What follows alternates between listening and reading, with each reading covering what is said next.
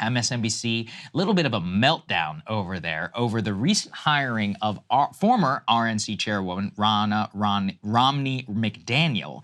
NBC hosts and Chuck Todd in particular openly lambasting their own bosses for hiring her. Let's take a listen. I'll be joined by former RNC Chair Ronna McDaniel in her first interview since stepping down as party chair. In full disclosure to our viewers, this interview was scheduled weeks before it was announced that McDaniel would become a paid NBC News contributor. This will be a news interview, and I was not involved in her hiring. Let me deal with the elephant in the room. Yeah. I think our bosses owe you an apology for putting you in this situation, because I don't know what to believe. She is now a paid contributor by NBC News. Well, I have no idea whether any answer she gave to you was because she didn't want to mess up her contract. When NBC made the decision to give her NBC News' credibility, you got to ask yourself, what does she bring NBC News?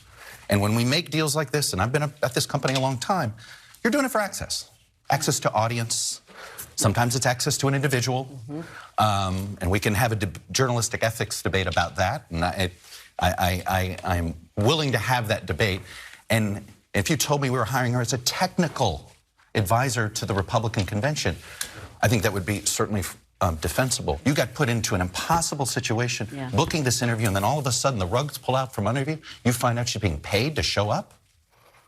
It's unfortunate for this program. It's unfortunate, Krystal. Now, it's interesting. Now, there's a couple of things, because on one level, ethically, I don't disagree with him at all. That said, why are we not showing the same level of consternation about the number of other campaign officials that work at MSNBC? We have a list that we can show everybody in a little bit, but I want to hear what you have to say before we get into that. I mean, I think this practice, which is entirely commonplace and frankly has been for a while, of taking paid operatives from the political parties and putting them into quote-unquote journalistic positions is a scourge. Yes, I agree. I think it's a scourge when it happens at Fox News. I think it's a scourge when it happens at NBC.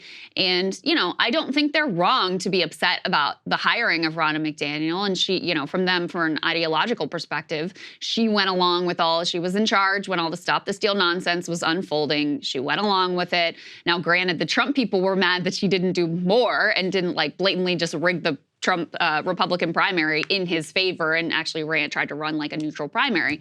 But from their perspective, they're like, we talk all day long about this threat to democracy, and then you hire this person that was central to, you know, what was going on during that time period. But you're right that obviously it's very selective. They don't have an across-the-board concern about hiring Jen Psaki, about hiring Simone Sanders, about the fact that, you know, reportedly Joe and Mika are on the phone with Biden all the time. And, you know, there's a direct connect there. And so I think if you're going to be concerned about party-tied propagandists being put in these roles that now they're supposed to be credible and we're supposed to believe what they have to say and we're supposed to think that they don't have an agenda, I don't think you should be selective about it. Now, like I said, I understand why they have an issue here. I just think that they have some ideological blinders on, or unable to apply the principle across the board. And the ridiculous part of that is Simone Sanders, whose previous job at that before that network job, who was on the panel discussing Ronna McDaniel, was working for Kamala Harris in the administration. Guys, can we put C3, please, up there on the screen? This is what drives me crazy about all these people. Of the recent hires that these people have, Jen Psaki, straight from the Biden podium over to MSNBC for her own television show. Simone Sanders is the exact same thing. I believe she has a show on Peacock. Would love to know the ratings on that one. Nicole Wallace, former Bush press secretary, comms director, direct pipeline to television, and now the host of the 4 to 6 p.m. hour or whatever. Joe Scarborough, arguably the king of the network himself, who talks directly to Biden on the phone. Former job, U.S. congressman. And then Michael Steele, former RNC chair. So let's be consistent, people. And yeah, I think it's gross, too. Every time you turn on Fox News, Dana Perino, what's her only previous job? Comms director or press secretary to George W. Bush. Ari Fleischer, comms director to George W. Bush. Kayleigh McEnany, former press secretary to Donald Trump. Yeah, the pipeline is gross. These people whose only previous qualifications was lying to the American people on behalf of the government, then seemingly getting hired by Fox. But we have to be consistent, with our standard here. And for them, I think it's very obvious that they fall into a vision of it's like, oh, well, one is lying and the other one, directionally, occasionally lied, but tried to steer the country in a good direction. And it's like, well, people can see through this. It's like your freak out and all of this. It's not principled in any way. It doesn't, have a foundation beyond anything just like Republican bad or Democrat bad, over on Fox News. And that's why people have no trust, in terms of any ethics things that they try to put forward. You can see through it instantly. Like just Simone on the panel, Krystal. Now, in fairness, I do seem to recall that there was some consternation when Jen Psaki was literally negotiating her NBC contract. There was a little bit. Only from the White House correspondent. There was a little bit of discomfort. If memory serves, I think Kristen Welker may have even been one of the people. She was the White House correspondent. One of the people who was asking questions about this and was like, I'm not sure about this, because it was so blatant and so inappropriate for the person who was right now the paid propagandist for the White House to be negotiating her future contract with a quote-unquote journalistic enterprise was really something. And of course, you still have to ask to this day, like with regard to all of those people that we had up on the screen, the same questions that Chuck Todd was raising with regards to Ronna McDaniel, like, what is the reason that she is saying these things? Is it because she's paid by us now? Is it because she's still a propagandist for the Republican Party? Same thing with Jen Psaki. Is she saying the things and taking the perspective she's taking? Because guess what? She still has a lot of friends in the White House, and she still wants to be part of that club. And she still wants, as Chuck Todd points out, this was part of what was so interesting about what he had to say, she still wants the access. Of course she does. So does Simone Sanders. Of course she does.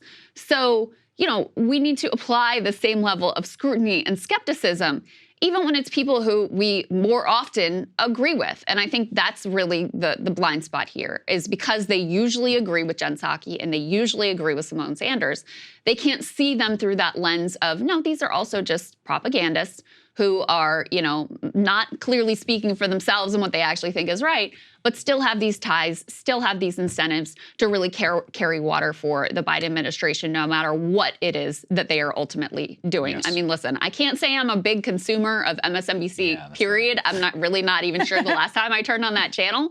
Occasionally, we'll cover a Mediaite clip here or something. For me, that's it's about the extent of it. Kornacki on election live, sometimes I will tune in. Kornacki is a gem. As long as it's mostly on him and not on anybody else. But it has not come to my attention that either Jen Psaki or Simone Sanders has found a single place where they really disagree with the Biden administration. Now, I could be wrong again. I don't have an exhaustive review here, but it has not come to my attention that they have found even an inch of distance from the Biden administration position on really anything. So, you could take that for what it's worth. The biggest joke is when Jen Psaki interviews government officials on her show. I'm like, really? It's like your former freaking colleagues and you're supposed to be interviewing them? It's insane whenever you're in a position of power.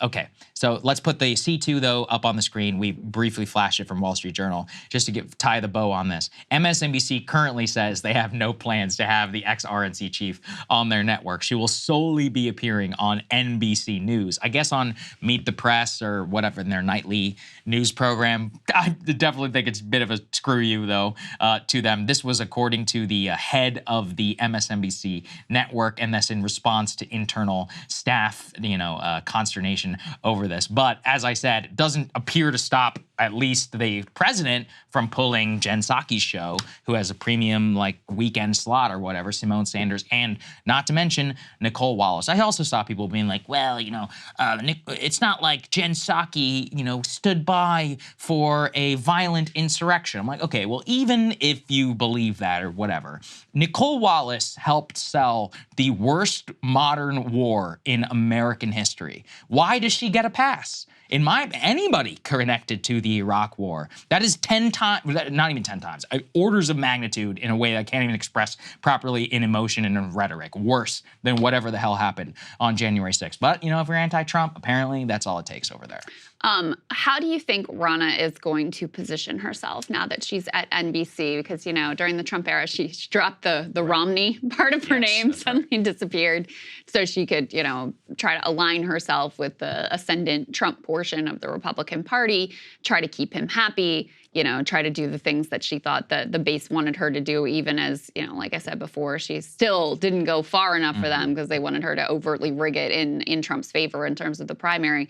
But what do you expect her positioning will be now at NBC? I don't know, to be honest. I think Ronna was one of those people who, and this is one thing where Chuck and all of them are not wrong in the same way about Jen Psaki. They care about access more than anything. She's like a power broker / player. She'll probably be involved. This isn't, you know, this isn't really their third act either, because they have all of these contracts that they can work as consultants, and you know, the NBC News thing is only part of it. She's probably gonna have a thriving, you know, consultancy business on the side. People pay for play, so I think she'll probably just continue to cozy up to Trump in the same way, or be the Trump-splainer as she always was when she was RNC chair, because that's where a lot of her career, business, and all that is going to go. Yeah. I don't expect any. That's the other thing. You don't expect anything novel from these people, which you shouldn't hire them in the first place. The only good thing about hiring people in media is when they're actually willing to say something that is interesting, which by definition you can't if you're still inside of the system. Yeah, I mean, there's no expectation that she's going to be some unvarnished truth teller, because obviously her career is just about saying what she thinks is convenient in the moment. And so the real question that I'm asking you is, like, what do you think will be convenient for her in the moment? Not what does she actually think? And it's entirely possible that she finds it now convenient in the moment to do a bit of a face turn and now be, you know, a little bit of a Trump critic, you know, render herself more acceptable to the NBC audience, make herself reclaim some of that Romney-style mainstream polite society acceptability so that she can maximize her payday in corporate America through consulting and lobbying gigs or whatever. Yes, I totally agree with you. Hey guys, if you like that video, go to breakingpoints.com, become a premium subscriber, and help us build the best independent media organization on the planet. That's right. We're subscriber funded. We're building something new. We want to replace these failing mainstream media organizations. So again, to subscribe, it's breakingpoints.com.